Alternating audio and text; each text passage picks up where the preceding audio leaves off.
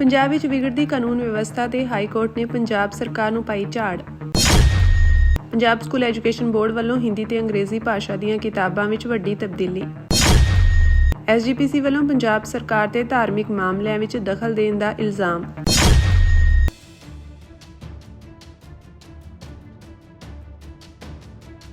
ਮੋਹਾਲੀ ਦੇ ਸੋਹਾਣਾ ਵਿੱਚ ਕਬੱਡੀ ਖਿਡਾਰੀ ਰਾਣਾ ਬਲਾਚੋਰੀਆ ਦੇ ਕਤਲ ਮਾਮਲੇ ਵਿੱਚ ਅੱਜ ਪੰਜਾਬ ਹਰਿਆਣਾ ਹਾਈ ਕੋਰਟ ਨੇ ਪੰਜਾਬ ਸਰਕਾਰ ਨੂੰ ਤਿੱਖੀ ਝਾੜ ਪਾਈ। ਹਾਈ ਕੋਰਟ ਨੇ ਸੁਣਵਾਈ ਦੌਰਾਨ ਲਾਰੈਂਸ ਬਿਸ਼ਨੋਈ ਦੇ ਇੰਟਰਵਿਊ ਮਾਮਲੇ ਨਾਲ ਇਸ ਅਪਰਾਧ ਨੂੰ ਗਲੋਰੀਫਾਈ ਕੀਤਾ। ਨਾਲ ਹੀ DGP ਪੰਜਾਬ ਨੂੰ ਤਲਬ ਕਰਦਿਆਂ 15 ਜਨਵਰੀ ਨੂੰ ਜਵਾਬ ਦੇਣ ਲਈ ਕਿਹਾ ਹੈ।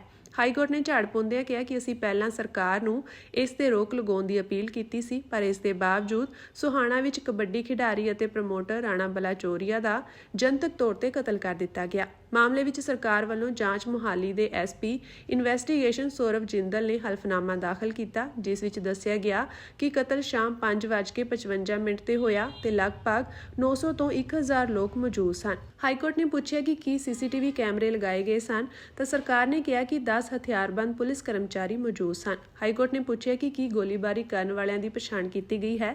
ਸਰਕਾਰ ਨੇ ਕਿਹਾ ਕਿ ਉਹਨਾਂ ਦੀ ਪਛਾਣ ਕੀਤੀ ਗਈ ਹੈ। ਹਾਈ ਕੋਰਟ ਨੇ ਕਿਹਾ ਕਿ ਇਹ ਬਹੁਤ ਗੰਭੀਰ ਮਾਮਲਾ ਹੈ। ਸਿਰਫ 2 ਸ਼ੂਟਰਾਂ ਨੇ ਹਜ਼ਾਰਾਂ ਦੀ ਭੀੜ ਵਿੱਚ ਜਨਤਕ ਤੌਰ ਤੇ ਗੋਲੀਆਂ ਚਲਾਈਆਂ ਅਤੇ ਭੱਜ ਗਏ।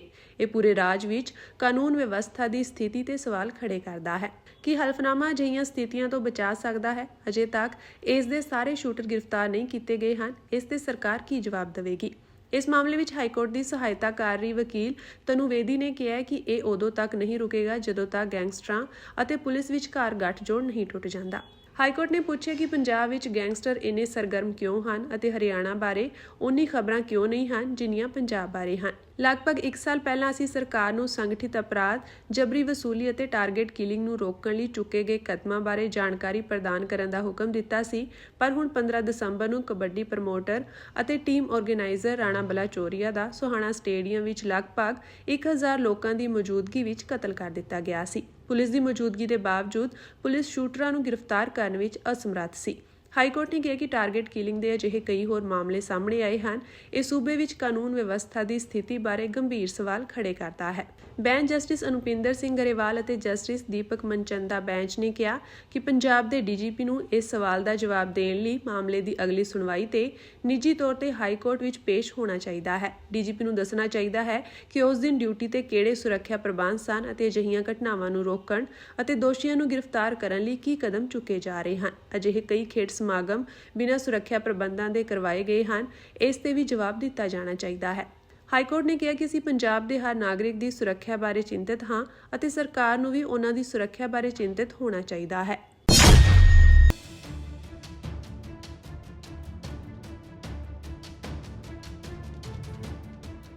ਪੰਜਾਬ ਵਿੱਚ ਜਲਦ ਹੀ ਹਿੰਦੀ ਤੇ ਅੰਗਰੇਜ਼ੀ ਭਾਸ਼ਾ ਦੀਆਂ ਕਿਤਾਬਾਂ ਵਿੱਚ ਵੀ ਤੁਹਾਨੂੰ ਗੁਰਮੁਖੀ ਲਿਖੀ ਊੜਾ ਐੜਾ ਦਿਖਾਈ ਦੇਵੇਗਾ। ਪੰਜਾਬ ਸਿੱਖਿਆ ਵਿਭਾਗ ਨੇ ਸਾਰੇ ਸਕੂਲਾਂ ਦੀਆਂ ਹਿੰਦੀ ਤੇ ਅੰਗਰੇਜ਼ੀ ਕਿਤਾਬਾਂ ਵਿੱਚ ਇਸ ਨੂੰ ਲਾਗੂ ਕਰਨ ਦਾ ਫੈਸਲਾ ਲਿਆ ਹੈ। ਸਿੱਖਿਆ ਵਿਭਾਗ ਵੱਲੋਂ ਇਸ ਫੈਸਲੇ ਪਿੱਛੇ ਵਿਦਿਆਰਥੀਆਂ ਦੇ ਗੁਰਮੁਖੀ ਲਿਪੀ ਦੇ ਹੁਨਰ ਨੂੰ ਨਿਖਾਰਨ ਦਾ ਕਾਰਨ ਦੱਸਿਆ ਗਿਆ ਹੈ। ਆਉਣ ਵਾਲੇ ਅਕਾਦਮਿਕ ਸੈਸ਼ਨ ਤੋਂ ਪੰਜਾਬੀ, ਹਿੰਦੀ ਅਤੇ ਅੰਗਰੇਜ਼ੀ ਦੀਆਂ ਸਾਰੀਆਂ ਭਾਸ਼ਾਵਾਂ ਦੀਆਂ ਪਾਠ ਪੁਸਤਕਾਂ ਵਿੱਚ ਗੁਰਮੁਖੀ ਲਿਪੀ ਵਿੱਚ ਵਰਣਮਾਲਾਵਾਂ ਬਾਰੇ ਇੱਕ ਪੰਨਾ ਹੋਵੇਗਾ। ਸਰਕਾਰੀ ਸਹਾਇਤਾ ਪ੍ਰਾਪਤ ਪ੍ਰਾਈਵੇਟ ਅਤੇ ਹੋਰ ਸਕੂਲਾਂ ਵਿੱਚ 1 ਤੋਂ 12ਵੀਂ ਜਮਾਤ ਤੱਕ ਦਾਖਲ ਹੋਏ ਲਗਭਗ 60 ਲੱਖ ਵਿਦਿਆਰਥੀਆਂ ਨੂੰ ਕਵਰ ਕਰਦੇ ਹੋਏ ਇਸ ਅਭਿਆਸ ਦਾ ਉਦੇਸ਼ ਗੁਰਮੁਖੀ ਲਿਪੀ ਵਿੱਚ ਪੜ੍ਹਨ ਦੇ ਹੁਨਰ ਨੂੰ ਬਿਹਤਰ ਬਣਾਉਣਾ ਹੈ।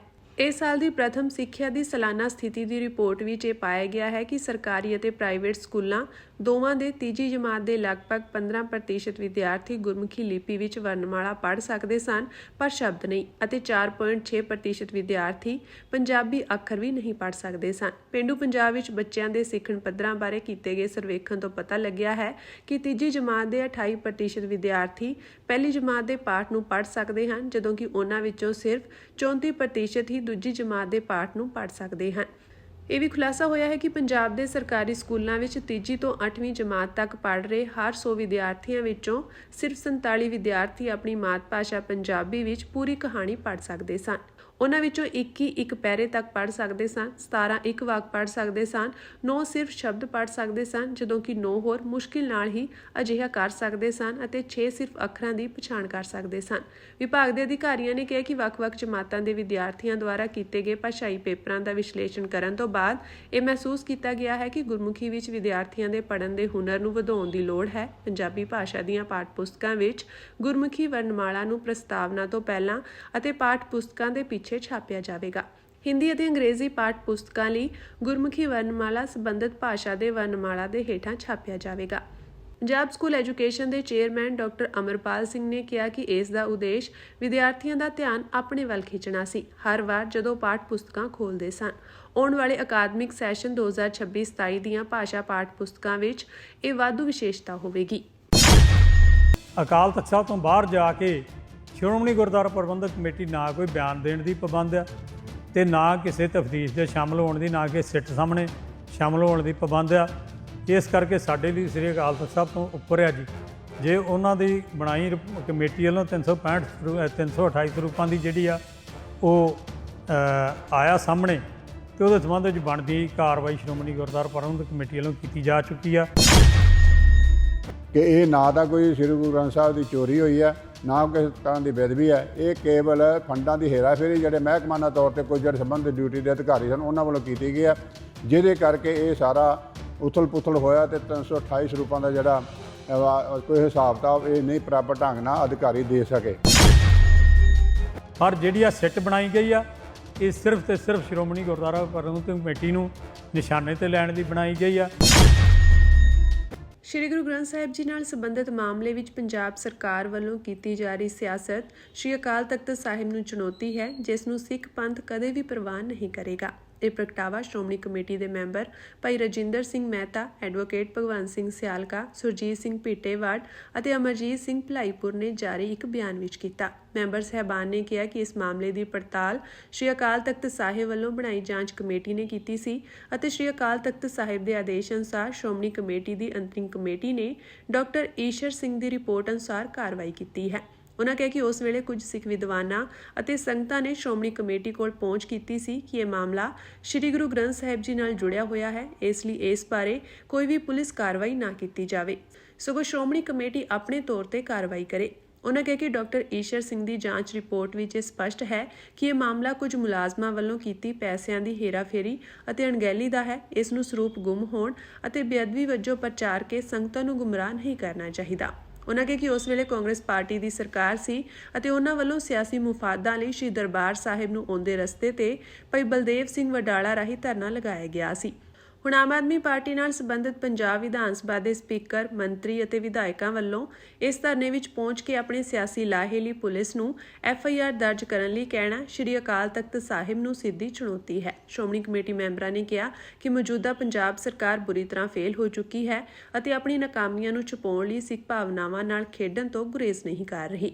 ਉਨ੍ਹਾਂ ਪੰਜਾਬ ਦੇ ਮੁੱਖ ਮੰਤਰੀ ਨੂੰ ਕਿਹਾ ਕਿ ਬਾਰ-ਬਾਰ ਡਰਾਮੇ ਕਰਕੇ ਲੋਕਾਂ ਦਾ ਧਿਆਨ ਸਰਕਾਰਾਂ ਦੀਆਂ ਨਾਕਾਮੀਆਂ ਤੋਂ ਪਾਸੇ ਨਹੀਂ ਕੀਤਾ ਜਾ ਸਕਦਾ। ਇਸ ਲਈ ਸ਼੍ਰੀ ਅਕਾਲ ਤਖ਼ਤ ਸਾਹਿਬ ਦੇ ਆਦੇਸ਼ਾਂ ਅਨੁਸਾਰ ਹੋਈ ਕਾਰਵਾਈ ਤੋਂ ਬਾਅਦ ਇਸ ਮਾਮਲੇ ਵਿੱਚ ਕਿਸੇ ਤਰ੍ਹਾਂ ਦੀ ਦਖਲਅੰਦਾਜ਼ੀ ਨਾ ਕੀਤੀ ਜਾਵੇ। ਉਨ੍ਹਾਂ ਪ੍ਰਸ਼ਾਸਨਿਕ ਅਧਿਕਾਰੀਆਂ ਨੂੰ ਅਪੀਲ ਕੀਤੀ ਕਿ ਉਹ ਸਰਕਾਰ ਦੇ ਸਿਆਸੀ ਹਿੱਤਾਂ ਲਈ ਅਜਿਹੀ ਕਿਸੇ ਵੀ ਕਾਰਵਾਈ ਲਈ ਭਾਗੀਦਾਰ ਨਾ ਬਣਨ। ਸ਼੍ਰੋਮਣੀ ਗੁਰਦੁਆਰਾ ਪ੍ਰਬੰਧਕ ਕਮੇਟੀ 1925 ਦੇ ਐਕਟ ਦੇ ਨਾਲ ਬਣੀ ਹੈ ਤੇ ਇਹੋ ਹੀ ਜਵਾਬ ਅਸੀਂ ਅਦਾਲਤ ਵਿੱਚ ਦਿੱਤਾ ਸੀ। ਇਹੋ ਜਵਾਬ ਸਾਡਾ ਹਾਈ ਕੋਰਟ ਦੇ ਵਿੱਚ ਹੈ, ਮਾਣਯੋਗ ਹਾਈ ਕੋਰਟ ਦੇ ਵਿੱਚ। ਫੈਸਲਾ ਅਕਾਲ ਤਖ਼ਤ ਸਾਹਿਬ ਤੋਂ ਬਾਹਰ ਜਾ ਕੇ ਸ਼੍ਰੋਮਣੀ ਗੁਰਦੁਆਰਾ ਪ੍ਰਬੰਧਕ ਕਮੇਟੀ ਨਾ ਕੋਈ ਬਿਆਨ ਦੇਣ ਦੀ ਪਾਬੰਦ ਆ ਤੇ ਨਾ ਕਿਸੇ ਤਫਤੀਸ਼ ਦੇ ਸ਼ਾਮਲ ਹੋਣ ਦੀ, ਨਾ ਕਿ ਸਿੱਟ ਸਾਹਮਣੇ ਸ਼ਾਮਲ ਹੋਣ ਦੀ ਪਾਬੰਦ ਆ। ਇਸ ਕਰਕੇ ਸਾਡੇ ਲਈ ਸ੍ਰੀ ਅਕਾਲ ਤਖ਼ਤ ਸਾਹਿਬ ਤੋਂ ਉੱਪਰ ਆ ਜੀ। ਜੇ ਉਹਨਾਂ ਦੀ ਬਣਾਈ ਕਮੇਟੀ ਵੱਲੋਂ 328 ਸਰੂਪਾਂ ਦੀ ਜਿਹੜੀ ਆ ਉਹ ਆਇਆ ਸਾਹਮਣੇ ਤੇ ਉਹਦੇ ਸੰਬੰਧ ਵਿੱਚ ਬਣਦੀ ਕਾਰਵਾਈ ਸ਼੍ਰੋਮਣੀ ਗੁਰਦੁਆਰਾ ਪ੍ਰਬੰਧਕ ਕਮੇਟੀ ਵੱਲੋਂ ਕੀਤੀ ਜਾ ਚੁੱਕੀ ਆ। ਇਹ ਆਣ ਕੇ 7 ਸਾਲ ਬਾਅਦ ਜਿਹੜਾ ਇਸ ਮਾਮਲੇ ਨੂੰ ਜਿਹੜਾ ਉਹ ਦੁਬਾਰਾ ਲੋਕਾਂ ਦੇ ਆਉਣ ਵਾਲੀ ਇਲੈਕਸ਼ਨ ਦੇ ਵਿੱਚ ਜਿਹੜਾ ਸਿਆਸੀ ਰੰਗਤ ਦੇ ਰਹੇ ਆ, ਇਹਦੀ ਅਸੀਂ ਸ਼੍ਰੋਮਣੀ ਗੁਰਦੁਆਰਾ ਪ੍ਰਬੰਧਕ ਕਮੇਟੀ ਵੱਲੋਂ ਪੁਰਜ਼ੋਰ ਨਿੰਦਾ ਕਰਦੇ ਹਾਂ। ਪ੍ਰਧਾਨ ਜੀ ਵੱਲੋਂ ਸ੍ਰੀ ਗੁਰੂ ਗ੍ਰੰਥ ਸਾਹਿਬ ਸੱਚੇ ਪਾਤਸ਼ਾਹ ਦਾ ਜਿਹੜਾ ਇਸ਼ੂ ਹੈ ਇਹ ਮੈਂ ਕਲੀਅਰ ਕਰਦਿਆਂ ਸਮੁੱਚੇ ਸਮਾਜ ਨੂੰ, ਸਿੱਖ ਸਮਾਜ ਨੂੰ ਖਾਸ ਤੌਰ ਤੇ, ਕਿ ਇਹ ਕੇਵਲ ਤੇ ਕੇਵਲ ਪੋਲੀਟੀਕਲ ਰੰਗਤ ਵਾਲਾ ਕੇਸ ਆ ਔਰ ਇਹਨੂੰ ਟੋਟਲੀ ਪੋਲੀਟੀਕਲ ਰੰਗਤ, ਸਿਆਸੀ ਰੰਗਤ ਦਿੱਤੀ ਜਾ ਰਹੀ ਹੈ। ਇਹਦੀ ਬੈਕਗਰਾਊਂਡ ਕੋਈ ਨਹੀਂ। ਇਹਦੇ ਸਾਰੇ ਤੱਥ ਜਿਸ ਤਰ੍ਹਾਂ ਵੀ ਸਾਰੇ ਕੇਸ ਸਾਹਮਣੇ ਆਇਆ, ਸ਼੍ਰੋਮਣੀ ਗੁਰਦੁਆਰਾ ਪ੍ਰਬੰਧਕ ਕਮੇਟੀ ਦੇ ਸਤਿਕਾਰਯੋਗ ਪ੍ਰਧਾਨ ਸਾਹਿਬ ਨੇ, ਐਗਜ਼ੈਕਟਿਵ ਨੇ ਫੈਸਲੇ ਲੈ ਕੇ ਸਮੇਂ-ਸਮੇਂ ਜੋ ਬਣਦੀ ਲੋੜੀਂਦੀ ਕਾਰਵਾਈ ਸੀ ਉਹ ਸਮੇਂ-ਸਮੇਂ ਕੀਤੀ ਹੈ ਔਰ ਜਦੋਂ ਇਹ ਹੋਇਆ ਕਿ ਇਹਦਾ ਪੜਤਾਲ ਕਰਾਈ ਨਹੀਂ ਜਾਵੇ ਤੇ ਸ੍ਰੀ ਅਕਾਲ ਤਖਤ ਸਾਹਿਬ ਨੂੰ ਸ਼੍ਰੋਮਣੀ ਗੁਰਦੁਆਰਾ ਪ੍ਰਬੰਧਕ ਕਮੇਟੀ ਦੇ ਐਗਜ਼ੈਕਟਿਵ ਦੇ ਫੈਸਲੇ ਮੁਤਾਬਕ ਇਹ ਬੇਨਤੀ ਕੀਤੀ ਗਈ ਜਥੇਦਾਰ ਸਾਹਿਬ ਨੂੰ ਕਿ ਇਹਦੇ ਉੱਤੇ ਵਿਸ਼ੇਸ਼ ਕੋਈ ਕਿਸੇ ਸਿੱਖ ਪਰਸਨੈਲਿਟੀ ਦਾ ਜਾਂ ਕਿਸੇ ਰਿਟਾਇਰਡ ਸਿੱਖ ਜੱਜ ਦਾ ਜਿਹੜੀ ਡਿਊਟੀ ਲਾ ਕਮਿਸ਼ਨ ਸਥਾਪਿਤ ਕਰਕੇ ਤੇ ਇਹਦੀ ਪੜਤਾਲ ਜਿਹੜੀ ਹੈ ਕਰਾ ਲਈ ਜਾਵੇ।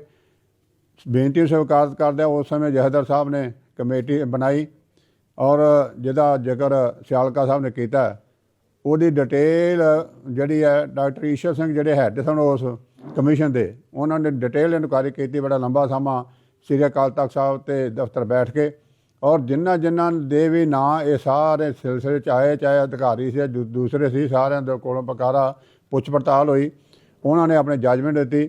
ਔਰ ਸਭ ਤੋਂ ਵੱਡੀ ਗੱਲ ਹੈ ਕਿ ਜਿਹੜੀ ਜੱਜਮੈਂਟ ਜੋ 328 ਸਰੂਪ ਦੇ ਸਬੰਧ ਵਿੱਚ ਇਸ਼ੂ ਚੱਲ ਰਿਹਾ ਸੀ, ਚੋਰੀ ਦਾ ਫਲਾਣਾ ਜਿਹੜੇ ਕਹੇ ਜਾ ਰਹੇ ਸੀ ਕਥਿਤ ਦੋਸ਼, ਉਹ ਕਲੀਅਰ ਕੀਤਾ ਡਾਕਟਰ ਈਸ਼ਰ ਸਿੰਘ ਉਹਨਾਂ ਆਪਣੀ ਜੱਜਮੈਂਟ ਦੇ ਵਿੱਚ ਵੀ ਕਮਿਸ਼ਨ ਵਾਲੀ ਜਿਹੜੀ ਬਣਾਈ ਹੈ ਸਾਰੀ ਫਾਈਨਲ ਕਰਦਿਆਂ ਕਿ ਇਹ ਨਾ ਤਾਂ ਕੋਈ ਸ੍ਰੀ ਗੁਰੂ ਗ੍ਰੰਥ ਸਾਹਿਬ ਦੀ ਚੋਰੀ ਹੋਈ ਹੈ, ਨਾ ਕਿਸੇ ਤਰ੍ਹਾਂ ਦੀ ਬੇਅਦਬੀ ਹੈ, ਇਹ ਕੇਵਲ ਫੰਡਾਂ ਦੀ ਹੇਰਾਫੇਰੀ ਜਿਹੜੇ ਮਹਿਕਮਾਨਾ ਤੌਰ ਤੇ ਕੁਝ ਜਿਹੜੇ ਸੰਬੰਧਿਤ ਡਿਊਟੀ ਦੇ ਅਧਿਕਾਰੀ ਸਨ ਉਹਨਾਂ ਵੱਲੋਂ ਕੀਤੀ ਗਈ ਹੈ, ਜਿਹਦੇ ਕਰਕੇ ਇਹ ਸਾਰਾ ਉਥਲ ਪੁਥਲ ਹੋਇਆ ਤੇ 328 ਸਰੂਪਾਂ ਦਾ ਜਿਹੜਾ ਕੋਈ ਹਿਸਾਬ ਕਿਤਾਬ ਇਹ ਨਹੀਂ ਪ੍ਰਾਪਤ ਢੰਗ ਨਾਲ ਅਧਿਕਾਰੀ ਦੇ ਸਕੇ। ਇਹ ਕੇਵਲ ਤੇ ਕੇਵਲ ਫੰਡਾਂ ਦੀ ਹੇਰਾਫੇਰੀ ਹੈ, ਕਲੀਅਰ ਇੱਕ ਵਾਰ ਉਹਨੇ ਕਈ ਵਾਰੀ ਕੀਤਾ। ਔਰ ਜਿਸ ਜਥੇਦਾਰ ਸਾਹਿਬ ਉਸ ਵੇਲੇ ਗਿਆਨੀ ਹਰਪ੍ਰੀਤ ਸਿੰਘ ਸਨ, ਉਹਨਾਂ ਨੇ ਮੰਜੀ ਸਾਹਿਬ ਤੇ ਗੁਰੂ ਸਾਹਿਬ ਦੀ ਹਾਜ਼ਰੀ ਵਿੱਚ ਬੜੇ ਵੱਡੇ ਇਕੱਠ ਦੇ ਵਿੱਚ ਵੀ ਇਹ ਗੱਲ ਸਪਸ਼ਟ ਕਰ ਦਿੱਤੀ ਸੀ ਡਾਕਟਰ ਈਸ਼ਰ ਸਿੰਘ ਦੀ ਜੱਜਮੈਂਟ ਦੇ ਆਧਾਰ ਉੱਤੇ ਕਿ ਨਾ ਤਾਂ ਚੋਰੀ ਹੈ ਤੇ ਨਾ ਹੀ ਕੋਈ ਬੇਅਦਬੀ ਹੈ, ਕੇਵਲ ਪ੍ਰਬੰਧਕਾਂ ਦੀ ਜਿਹੜੀ ਆਪਸੀ ਹੇਰਾਫੇਰੀ ਹੈ, ਉਹ ਸਾਰੇ ਡਾਟੇ ਆਪਸ ਵਿੱਚ ਮਿਲ ਨਹੀਂ ਸਕੇ, ਜਿਹਦੇ ਕਰਕੇ ਇਹ ਦੁਬਿਧਾ ਜਿਹੜੀ ਅੱਜ ਤੱਕ ਕੌਮ ਦੇ ਵਿੱਚ ਖੜੀ ਹੈ। ਔਰ ਇਸ ਨੂੰ ਬਹੁਤ ਵਾਰੀ ਇੱਕ ਵਾਰੀ ਨਹੀਂ ਪ੍ਰਧਾਨ ਸਾਹਿਬ ਵੱਲੋਂ ਸਮੁੱਚੇ ਤੌਰ 'ਤੇ ਪਤਾ ਨਹੀਂ ਕਿੰਨੀ ਵਾਰੀ ਐਗਜ਼ੈਕਟਿਵ ਵਿੱਚ ਸਮੇਂ ਮਤੇ ਪਾਉਣ ਦੀ ਲੋੜ ਪਈ। ਜਦੋਂ ਐਕਸ਼ਨ ਲੈਣ ਦੀ ਕਮਿਸ਼ਨ ਦੇ ਡਾਇਰੈਕਸ਼ਨ ਦੇ ਮੁਤਾਬਕ ਐਕਸ਼ਨ ਲੈਣ ਦੀ ਗੱਲ ਸੀ, ਤੇ ਉਦੋਂ ਵੀ ਸ਼੍ਰੋਮਣੀ ਗੁਰਦੁਆਰਾ ਪ੍ਰਬੰਧਕ ਕਮੇਟੀ ਨੇ ਇਹਨਾਂ ਦੇ ਖਿਲਾਫ ਪਰਚਾ ਦਰਜ ਕਰਾਉਣ ਦਾ ਮਨ ਬਣਾ ਲਿਆ ਸੀ ਕਿ ਜਿਹੜੇ ਦੋਸ਼ੀ ਨੇ ਉਹਨਾਂ ਕਰਾਇਆ। ਪਰ ਕਿਉਂਕਿ ਉਸ ਵੇਲੇ ਬੜੇ ਵੱਡੇ ਪੱਧਰ 'ਤੇ ਆਵਾਜ਼ ਬੁਲੰਦ ਹੋਈ, ਸਿੱਖ ਬੁੱਧੀਜੀਵੀ ਵੱਲੋਂ, ਸਿੱਖ ਸੰਸਥਾਵਾਂ ਵੱਲੋਂ ਲਿਖਤੀ ਤੌਰ 'ਤੇ ਵੀ ਫੋਨ ਦੇ ਰਾਹੀਂ ਪ੍ਰਧਾਨ ਜੀ ਨੂੰ ਕਿਹਾ ਗਿਆ ਕਿ ਇਹ ਕੇਵਲ ਤੇ ਕੇਵਲ ਸ਼੍ਰੋਮਣੀ ਕਮੇਟੀ ਦਾ ਆਪਣਾ ਅਧਿਕਾਰ ਖੇਤਰ ਆ, ਔਰ ਕਮਿਸ਼ਨ ਦੇ ਮੁਤਾਬਕ ਜਿਹੜੇ ਦੋਸ਼ੀ ਸਾਹਮਣੇ ਆਏ ਆ ਉਹਨਾਂ 'ਤੇ ਵਿਭਾਗੀ ਕਾਰਵਾਈ ਕੀਤੀ ਜਾਵੇ। ਇਹਨੂੰ ਸਰਕਾਰ ਦਾ ਪੁਲਿਸ ਦੇ ਕੋਲ ਕਿਸੇ ਕਰਨਾ ਕੋਈ ਪੁਲਿਸ ਦੀ ਦਖਲਅੰਦਾਜ਼ੀ ਬਿਲਕੁਲ ਅੱਜ ਤੱਕ ਨਾ ਸ਼੍ਰੋਮਣੀ ਕਮੇਟੀ ਵੱਲੋਂ ਹੋਈ ਹੈ ਤੇ ਨਾ ਹੀ ਕਦੇ ਕਿਹਾ ਗਿਆ, ਤੇ ਇਸ ਕਰਕੇ ਆਉਣ ਵਾਲੇ ਸਮੇਂ ਵਿੱਚ ਕੋਈ ਵੀ ਆਧਾਰ ਮੰਨਦਾ ਪੁਲਿਸ ਦੀ ਦਖਲਅੰਦਾਜ਼ੀ ਬਿਲਕੁਲ ਨਾ ਕੀਤੀ ਜਾਵੇ। ਰਿਪੋਰਟ 'ਚ ਸਿਰਫ ਐਮਬੈਜ਼ਲਮੈਂਟ ਸੀ, ਪੈਸੇ ਦੀ ਹੇਰਾਫੇਰੀ ਸੀ, ਔਰ ਪੈਸੇ ਦੀ ਹੇਰਾਫੇਰੀ ਕਰਕੇ ਉਹਦੀ ਜਿਹੜੀ ਰਿਪੋਰਟ ਵੀ ਇਹੋ ਬਣੀ। ਪਰ ਅੱਜ ਸਾਨੂੰ ਨਹੀਂ ਸਮਝ ਲੱਗੀ ਕਿ ਇਹ ਸਰਕਾਰ 5 ਸਾਲ ਕਾਂਗਰਸ ਰਹੀ ਹੈ ਤੇ 4 ਸਾਲ ਇਹ ਆ ਕਿ 9 ਸਾਲਾਂ ਬਾਅਦ ਇਹ ਫਿਰ ਆ ਕੇ ਇਹਦੇ ਤੇ FIR ਦਰਜ ਕਰਦੀ ਹੈ। ਸਾਨੂੰ ਨਹੀਂ ਇਹਨਾਂ ਦੀ ਸਮਝ ਲੱਗੀ ਇਹ ਕਿਵੇਂ। ਪਹਿਲਾਂ ਵੀ ਉਹ 4 ਸਾਲ ਦੇ ਬੈਠੇ ਸੀ, ਉਦੋਂ ਨਹੀਂ ਤੁਸੀਂ ਉਹਨੂੰ ਧਰਨੇ ਵਾਲਿਆਂ ਨੂੰ ਉਠਾ ਸਕੇ, ਉਦੋਂ ਉਹਨਾਂ ਨੂੰ ਗੱਲ ਨਹੀਂ ਕੀਤੀ। ਅੱਜ ਇਹ ਆਪਣਾ ਜਿਹੜਾ ਨਾ ਬੇਸ ਇਹ ਗਵਾ ਚੁੱਕੇ ਆ। ਇੱਥੇ ਲੋਕ ਜਿਹੜੇ ਇਹਨਾਂ ਨੂੰ ਵੇਖ ਚੁੱਕੇ ਆ। ਜੇ ਇਹਨਾਂ ਨੇ ਹੁਣ 350 ਸਾਲਾ ਸ੍ਰੀ ਗੁਰੂ ਤੇਗ ਬਹਾਦਰ ਸਾਹਿਬ ਦਾ ਸ਼ਹੀਦੀ ਦਿਹਾੜਾ ਤੇ ਗੁਰੂ ਗੋਬਿੰਦ ਸਿੰਘ ਜੀ ਦਾ ਗੁਰਗੱਦੀ ਦਿਵਸ ਮਨਾਇਆ, ਤੇ ਜਿੱਥੇ ਜਿੱਥੇ ਇਹਨਾਂ ਮਨਾਇਆ ਉੱਥੇ ਇਹਨਾਂ ਕੁਤਾਹੀਆਂ ਕੀਤੀਆਂ, ਬੇਅਦਬੀਆਂ ਵੀ ਕੀਤੀਆਂ, ਔਰ ਇਹਨਾਂ ਨੂੰ ਲੋਕਾਂ ਨੇ ਮਤਲਬ ਇਸ ਗੱਲ ਤੋਂ ਵੀ ਨਕਾਰਿਆ। ਔਰ ਇਸ ਪਾਸੇ ਤੋਂ ਆਪਣਾ ਆਪ ਲੁਕਾਉਣ ਵਾਸਤੇ, ਇਹ ਸਿਆਸੀ ਪਿੜ 'ਚੋਂ ਭੱਜਣ ਵਾਸਤੇ ਇਹਨਾਂ ਨੂੰ ਕੋਈ ਰਾਹ ਨਹੀਂ ਲੱਭਦਾ। ਚਾਹੁੰਦੇ ਆ ਵੀ ਸ਼ਾਇਦ ਅਸੀਂ ਇਹ ਜਿਹੜਾ ਧਾਰਮਿਕ ਦਖਲਅੰਦਾਜ਼ੀ ਕਰਕੇ ਸ਼੍ਰੀ ਅਕਾਲ ਤਖਤ ਸਾਹਿਬ ਨੂੰ ਨੀਵਾਂ ਵਿਖਾਈਏ, ਸ਼੍ਰੋਮਣੀ ਗੁਰਦੁਆਰਾ ਪ੍ਰਬੰਧਕ ਕਮੇਟੀ ਨੂੰ ਨੀਵਾਂ ਵਿਖਾਈਏ, ਇਸ ਪੰਥਕ ਜਮਾਤ ਨੂੰ ਨੀਵਾਂ ਵਿਖਾਈਏ। ਇਹ ਜਿਹੜੀ ਕੋਸ਼ਿਸ਼ ਇਹਨਾਂ ਦੀ ਕਾਮਯਾਬ ਨਹੀਂ ਹੋਣੀ। ਔਰ ਸ਼੍ਰੋਮਣੀ ਗੁਰਦੁਆਰਾ ਪ੍ਰਬੰਧਕ ਕਮੇਟੀ ਸਿੱਖਾਂ ਦੀ ਸਰਮੌਰ ਸੰਸਥਾ ਹੈ ਤੇ ਹਮੇਸ਼ਾ ਹੀ ਜਿਹੜੇ ਸਿੱਖ ਇਹਦੇ 'ਚ ਵਿਸ਼ਵਾਸ ਰੱਖਦੇ ਆ। ਔਰ ਸ਼੍ਰੋਮਣੀ ਗੁਰਦੁਆਰਾ ਪ੍ਰਬੰਧਕ ਕਮੇਟੀ ਤੇ ਸ਼੍ਰੀ ਅਕਾਲ ਤਖਤ ਸਾਹਿਬ ਤੋਂ ਜੋ ਫੈਸਲੇ ਲੈ ਗਏ ਆ ਉਹ ਬਹੁਤ ਮਤਲਬ ਇਮਾਨਦਾਰੀ ਨਾਲ ਲੈ ਗਏ ਆ। ਔਰ ਹੁਣ ਇੱਥੇ ਸਰਕਾਰ ਦਾ ਕੋਈ ਫਰਜ਼ ਨਹੀਂ ਬਣਦਾ ਇਹਦੇ ਜਾ ਕੇ ਦਖਲਅੰਦਾਜ਼ੀ ਕਰਕੇ ਕੋਈ ਸਿੱਟਾਂ 'ਤੇ ਸਾਡੇ ਹੁਣ ਜਿਹੜੇ ਕੋਈ ਮੁਲਾਜ਼ਮਾਂ ਨੂੰ ਤੰਗ ਕਰੇ, ਉਹਨਾਂ ਨੂੰ ਇਹ ਸਿੱਟ 'ਚ ਸੱਦਣ ਦੀ ਕੋਸ਼ਿਸ਼ ਕਰੇ। ਔਰ ਸਿੱਟ ਵੀ ਜਿਹੜੀ ਆ ਅਫਸਰਾਂ ਦੀ ਬਣਾਤੀ ਹੈ ਉਹਨਾਂ ਦੀ, ਔਰ ਉਹਨਾਂ ਨੂੰ ਲਾਹਾ ਦੇਣਾ ਉਹਨਾਂ ਨੇ।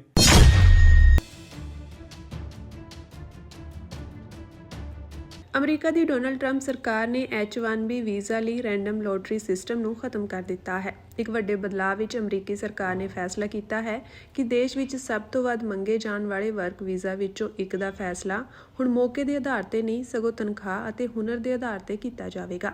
ਗ੍ਰਹਿ ਸੁਰੱਖਿਆ ਵਿਭਾਗ ਨੇ ਇਸ ਬਦਲਾਅ ਨੂੰ ਅੰਤਿਮ ਰੂਪ ਦੇ ਦਿੱਤਾ ਹੈ, ਜੋ H-1B ਵੀਜ਼ਾ ਲਈ ਲੰਮੇ ਸਮੇਂ ਤੋਂ ਚੱਲ ਰਹੀ ਰੈਂਡਮ ਲੋਟਰੀ ਨੂੰ ਇੱਕ ਵੇਟੇਜ ਸਿਲੈਕਸ਼ਨ ਸਿਸਟਮ ਨਾਲ ਬਦਲ ਦੇਵੇਗਾ।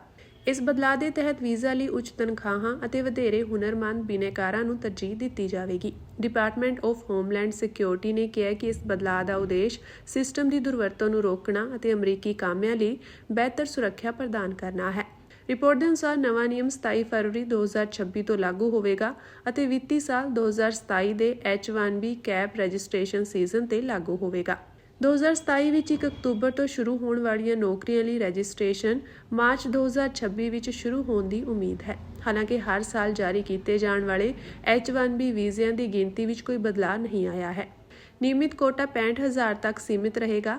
20,000 ਵਾਧੂ ਵੀਜ਼ੇ ਉਹਨਾਂ ਲੋਕਾਂ ਲਈ ਰਾਖਵੇਂ ਹਨ ਜਿਨ੍ਹਾਂ ਕੋਲ ਸੰਯੁਕਤ ਰਾਜ ਅਮਰੀਕਾ ਵਿੱਚ ਐਡਵਾਂਸ ਡਿਗਰੀਆਂ ਹਨ। ਨਵੇਂ ਨਿਯਮ ਦੇ ਤਹਿਤ ਵੱਧ ਤਨਖਾਹ ਵਾਲੀਆਂ ਨੌਕਰੀਆਂ ਦੀ ਚੋਣ ਹੋਣ ਦੀ ਸੰਭਾਵਨਾ ਵਧੇਰੇ ਹੋਵੇਗੀ।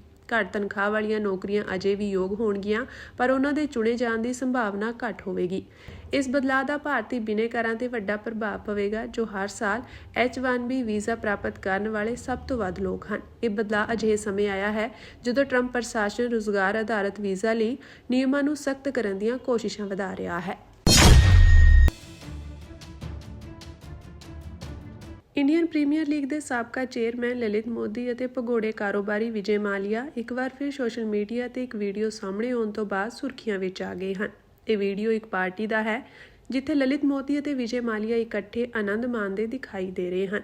ਇਸ ਤੋਂ ਇਲਾਵਾ ਲਲਿਤ ਮੋਦੀ ਵਿਅੰਗਮਈ ਢੰਗ ਨਾਲ ਦਾਅਵਾ ਕਰਦਾ ਹੈ ਕਿ ਉਹ ਭਾਰਤ ਦਾ ਸਭ ਤੋਂ ਵੱਡਾ ਭਗੌੜਾ ਹੈ। ਉਹ ਕੈਮਰੇ ਵੱਲ ਦੇਖਦਾ ਹੈ ਅਤੇ ਚੀਕਦਾ ਹੈ, ਅਸੀਂ ਭਗੌੜੇ ਹਾਂ। ਇਸ ਤੇ ਵਿਜੇ ਮਾਲੀਆ ਵੀ ਹੱਸਦੇ ਹੋਏ ਦਿਖਾਈ ਦੇ ਰਹੇ ਹਨ।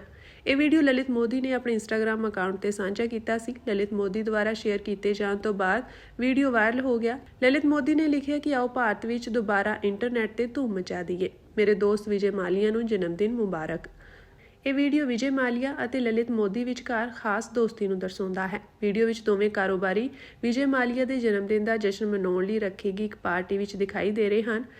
ਦੱਸਿਆ ਜਾ ਰਿਹਾ ਕਿ ਲਲਿਤ ਮੋਦੀ ਨੇ ਇਸ ਮਹੀਨੇ ਦੇ ਸ਼ੁਰੂ ਵਿੱਚ ਲੰਡਨ ਵਿੱਚ ਮਾਲੀਆ ਲਈ ਇੱਕ ਸ਼ਾਨਦਾਰ ਜਨਮ ਦਿਨ ਪਾਰਟੀ ਦੀ ਮੇਜ਼ਬਾਨੀ ਕੀਤੀ ਸੀ। ਵੀਡੀਓ ਵਿੱਚ ਮਾਲੀਆ ਅਤੇ ਲਲਿਤ ਮੋਦੀ ਇੱਕ ਔਰਤ ਨਾਲ ਦਿਖਾਈ ਦੇ ਰਹੇ ਹਨ ਜਦੋਂ ਕਿ ਕੋਈ ਉਹਨਾਂ ਦੀ ਵੀਡੀਓ ਬਣਾ ਰਿਹਾ ਹੈ। ਪਾਰਟੀ ਦਾ ਆਨੰਦ ਮਾਣਦੇ ਹੋਏ ਲਲਿਤ ਮੋਦੀ ਚੀਕਦਾ ਹੈ ਕਿ ਅਸੀਂ ਭਾਰਤ ਦੇ ਸਭ ਤੋਂ ਵੱਡੇ ਭਗੌੜੇ ਹਾਂ।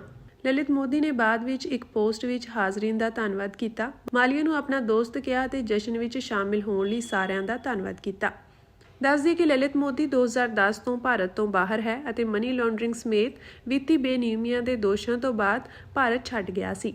ਕਿੰਗਫਿਸ਼ਰ 에ਅਰਲਾਈਨਸ ਦੇ ਢਹਿਣ ਤੋਂ ਬਾਅਦ ਕਾਨੂੰਨੀ ਮੁਸ਼ਕਲਾਂ ਕਾਰਨ ਮਾਲੀਆ ਵੀ ਭਾਰਤ ਤੋਂ ਭੱਜ ਗਿਆ ਸੀ।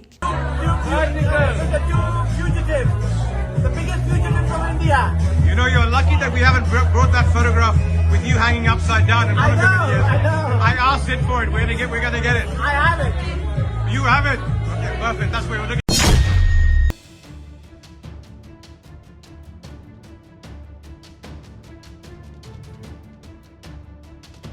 ਤੁਰਕੀ ਵਿੱਚ ਇੱਕ ਵੱਡਾ ਜਹਾਜ਼ ਹਾਦਸਾ ਵਾਪਰਿਆ ਹੈ। ਲੀਬੀਆ ਦੇ ਪ੍ਰਧਾਨ ਮੰਤਰੀ ਅਬਦੁਲ ਹਾਮਿਦ ਦਬੇਵ ਨੇ ਤੁਰਕੀ ਵਿੱਚ ਹੋਏ ਜਹਾਜ਼ ਹਾਦਸੇ ਵਿੱਚ ਦੇਸ਼ ਦੇ ਫੌਜ ਮੁਖੀ ਮੁਹੰਮਦ ਅਲੀ ਅਹਿਮਦ ਅਲ ਹਦਾਦ ਸਮੇਤ 7 ਲੋਕਾਂ ਦੀ ਮੌਤ ਦੀ ਪੁਸ਼ਟੀ ਕੀਤੀ ਹੈ। ਇਹ ਹਾਦਸਾ ਅੱਜ ਸ਼ਾਮ ਉਸ ਸਮੇਂ ਵਾਪਰਿਆ ਜਦੋਂ ਲੀਬੀਆ ਦਾ ਇੱਕ ਵਫਦ ਇੱਕ ਸਰਕਾਰੀ ਦੌਰੇ ਤੋਂ ਬਾਅਦ ਤੁਰਕੀ ਦੀ ਰਾਜਧਾਨੀ ਅੰਕਾਰਾ ਵਾਪਸ ਆ ਰਿਹਾ ਸੀ। ਦੱਸ ਦਈਏ ਕਿ ਪ੍ਰਧਾਨ ਮੰਤਰੀ ਦਬੀਬਾਹਾ ਵੱਲੋਂ ਜਾਰੀ ਇੱਕ ਬਿਆਨ ਵਿੱਚ ਉਹਨਾਂ ਨੇ ਇਸ ਘਟਨਾ ਨੂੰ ਦੁਰਘਟਨਾਪੂਰਨ ਅਤੇ ਬਹੁਤ ਦੁਖਦਾਈ ਦੱਸਿਆ ਅਤੇ ਕਿਹਾ ਕਿ ਇਹ ਲੀਬੀਆ ਲਈ ਇੱਕ ਵੱਡਾ ਨੁਕਸਾਨ ਹੈ। ਉਹਨਾਂ ਮ੍ਰਿਤਕਾਂ ਦੇ ਪਰਿਵਾਰਾਂ ਨਾਲ ਵੀ ਹਮਦਰਦੀ ਪ੍ਰਗਟ ਕੀਤੀ। ਲੀਬੀਆ ਦੇ ਫੌਜ ਮੁਖੀ 4 ਹੋਰ ਅਧਿਕਾਰੀਆਂ ਅਤੇ 3 ਚਾਲਕ ਦਲ ਦੇ ਮੈਂਬਰਾਂ ਨੂੰ ਲੈ ਕੇ ਜਾ ਰਿਹਾ ਇੱਕ ਨਿੱਜੀ ਜਹਾਜ਼ ਰਾਜਧਾਨੀ ਅੰਕਾਰਾ ਤੋਂ ਉਡਾਨ ਭਰਨ ਤੋਂ ਬਾਅਦ ਹਾਦਸਾਗ੍ਰਸਤ ਹੋ ਗਿਆ, ਜਿਸ ਵਿੱਚ ਸਵਾਰ ਸਾਰੇ ਲੋਕਾਂ ਦੀ ਮੌਤ ਹੋ ਗਈ। ਲੀਬੀਆ ਦੇ ਅਧਿਕਾਰੀਆਂ ਨੇ ਕਿਹਾ ਕਿ ਹਾਦਸੇ ਦਾ ਕਾਰਨ ਜਹਾਜ਼ ਵਿੱਚ ਤਕਨੀਕੀ ਨੁਕਸ ਸੀ। ਹਾਦਸੇ ਨੂੰ ਲੈ ਕੇ ਲੀਬੀਆ ਦੇ ਅਧਿਕਾਰੀਆਂ ਦੇ ਅਨੁਸਾਰ ਉਡਾਨ ਭਰਨ ਤੋਂ ਲਗਭਗ 30 ਮਿੰਟ ਬਾਅਦ ਜਹਾਜ਼ ਨਾਲ ਸੰਪਰਕ ਪੂਰੀ ਤਰ੍ਹਾਂ ਟੁੱਟ ਗਿਆ ਸੀ। ਸ਼ੁਰੂਆਤੀ ਜਾਣਕਾਰੀ ਤੋਂ ਪਤਾ ਲੱਗਿਆ ਕਿ ਇਹ ਨੁਕਸਾਨ ਤਕਨੀਕੀ ਨੁਕਸ ਕਾਰਨ ਹੋਇਆ ਹੈ। ਤੁਰਕੀ ਦੇ ਅਧਿਕਾਰੀਆਂ ਨੇ ਕਿਹਾ ਕਿ ਲੀਬੀਆ ਦਾ ਵਫਦ ਦੋਵਾਂ ਦੇਸ਼ਾਂ ਵਿਚਕਾਰ ਫੌਜੀ ਸਹਿਯੋਗ ਨੂੰ ਉਤਸ਼ਾਹਿਤ ਕਰਨ ਦੇ ਉਦੇਸ਼ ਨਾਲ ਉੱਚ ਪੱਧਰੀ ਰੱਖਿਆ ਗੱਲਬਾਤ ਲਈ ਅੰਕਾਰਾ ਵਿੱਚ ਸੀ। ਇਸ ਤੋਂ ਪਹਿਲਾਂ ਗ੍ਰਹਿ ਮੰਤਰੀ ਅਲੀ ਨੇ ਕਿਹਾ ਸੀ ਕਿ ਲੀਬੀਆ ਦੇ ਫੌਜ ਮੁਖੀ ਅਤੇ 4 ਹੋਰਾਂ ਨੂੰ ਲੈ ਕੇ ਜਾ ਰਹੇ ਫਾਲਕਨ 50 ਕਲਾਸ ਪ੍ਰਾਈਵੇਟ ਜੈਟ ਦਾ ਮਲਬਾ ਅੰਕਾਰਾ ਦੇ ਨੇੜੇ ਬਰਾਮਦ ਕਰ ਲਿਆ ਗਿਆ ਹੈ। ਹਾਲਾਂਕਿ ਲੀਬੀਆ ਦੇ ਪ੍ਰਧਾਨ ਮੰਤਰੀ ਨੇ ਬਾਅਦ ਵਿੱਚ ਅਧਿਕਾਰਤ ਤੌਰ ਤੇ ਪੁਸ਼ਟੀ ਕੀਤੀ ਕਿ ਸਾਰੇ ਮਾਰੇ ਗਏ ਸਨ।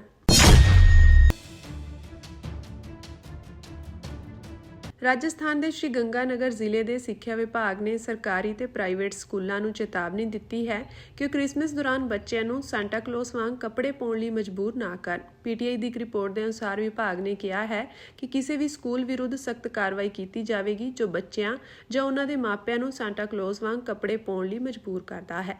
ਵਧੀਕ ਜ਼ਿਲ੍ਹਾ ਸਿੱਖਿਆ ਅਧਿਕਾਰੀ ਅਸ਼ੋਕ ਵਾਧਵਾ ਨੇ 22 ਦਸੰਬਰ ਨੂੰ ਇੱਕ ਆਦੇਸ਼ ਜਾਰੀ ਕੀਤਾ ਜਿਸ ਵਿੱਚ ਉਹਨਾਂ ਕਿਹਾ ਕਿ ਸਕੂਲਾਂ ਨੂੰ ਵਿਦਿਆਰਥੀਆਂ ਜਾਂ ਉਹਨਾਂ ਦੇ ਮਾਪਿਆਂ ਨੂੰ ਕ੍ਰਿਸਮਸ ਦੌਰਾਨ ਕਿਸੇ ਵੀ ਗਤੀਵਿਧੀ ਵਿੱਚ ਹਿੱਸਾ ਲੈਣ ਲਈ ਦਬਾਅ ਨਹੀਂ ਪਾਉਣਾ ਚਾਹੀਦਾ।